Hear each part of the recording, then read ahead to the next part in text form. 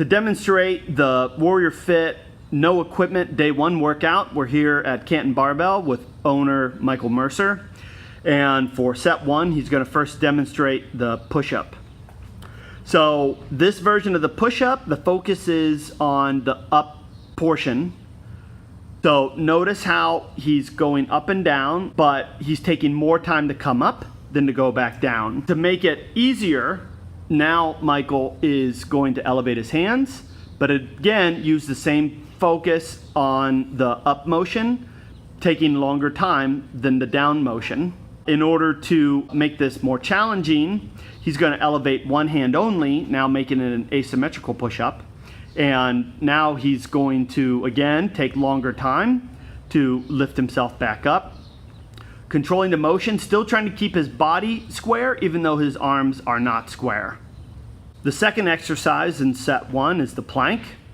Here, Michael is emphasizing his abdominals to keep his spine in a neutral position. He's also pushing the ground away. Notice how he's keeping his hands apart, making sure that his rotator cuff is active. Of course, he could also do this same plank from a push-up position. To make this easier, Michael is again on his forearms, but now elevating himself. So now there's more pressure on his feet and a little bit less on the abs. Again, you could do this from the top of the push-up. And to make this harder, you could stay here and start to lift a leg or an arm, or you could go back down to the ground and do the same. For set 2 of day 1 with no equipment, Michael is again going to do a push-up, but now he's going to emphasize the going down portion rather than the coming up portion. Notice how much longer he takes to go down than to come back up.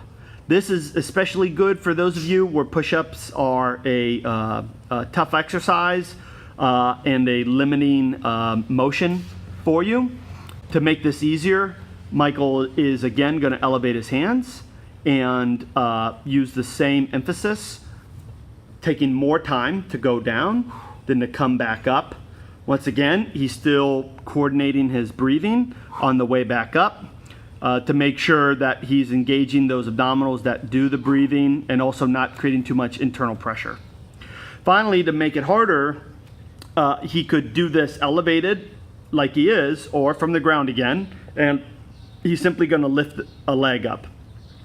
So typically he would do half the reps in this variation with the right leg up, and then he would switch and then complete the second half of the set with the other leg.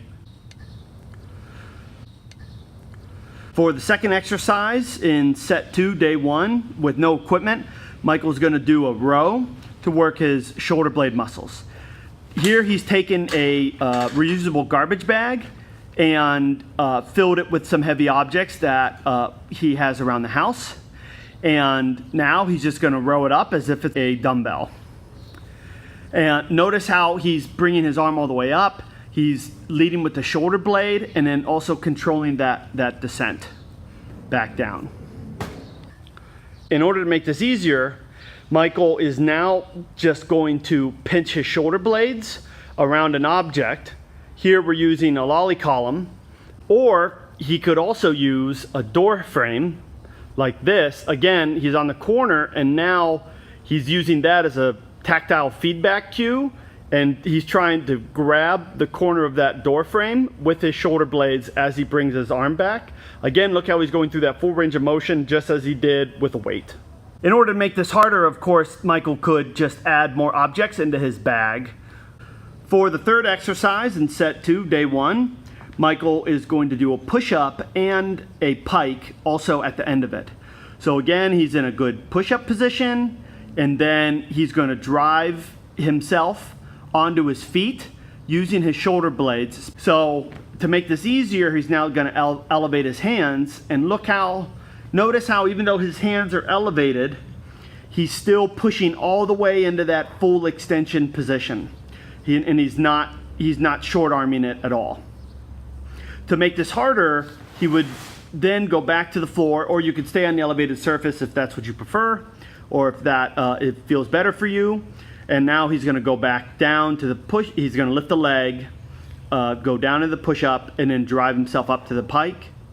So now his shoulder blades have to work harder, as well as the other components with your abdominals also working. The final exercise in set 2, day 1, with no equipment, Michael's now doing shoulder rotation to strengthen his rotator cuff. Notice how his elbow is not sliding down the wall. He's keeping it at a level position with his shoulders, and he's rotating all the way up. He's also using his shoulder blade muscles in the back to stabilize his shoulder. He should feel nothing in the front of his shoulder, only muscles in the back, around the shoulder blade and on the shoulder blade. He's just holding a container of Clorox wipes, which gives him a little bit of weight. The rotator cuff is a very isolated motion, and so you don't need a lot of weight to get a good workout with this.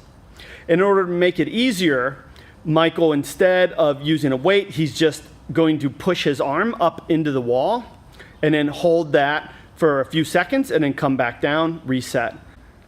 Another variation to make this a more appropriate level for yourself is to do the rotation with your arm at the wall by your side rather than up above. This might be good if your shoulder is bothering you by going overhead, or if you have weakness or flexibility issues that we've identified before for you. Again, he's pushing against the wall just to get himself a little bit of that isometric push.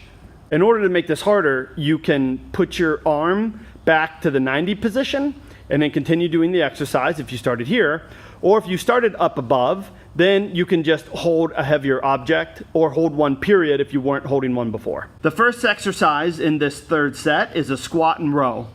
Notice how he uses good squat mechanics and a full row as he completes both motions simultaneously. Notice how he's finishing the motion, coming to a full upright position, and finishing the row entirely before he goes back down. For the second exercise in set 3, we have a simulated med ball chest pass or tap. Since Michael doesn't have a med ball, now he instead took that same grocery bag, filled it with some items, and now he's having to throw it back and forth. Notice how it shakes, and so you're really having to use your abdominal muscles in order to control that motion. Notice how he stayed in a good squat that whole time. For the final movement in the finisher for day 1, we have the squat thrust. Here, Michael is going to go down into a push-up position and then hop back and jump to finish the motion. Notice how, although brief, he's still landing in that same good plank position. Notice how he's also getting his feet all the way underneath him before he starts to jump. Notice no twisting, no rotation. Also, he's jumping from out of his legs, getting full extension of his legs as he goes.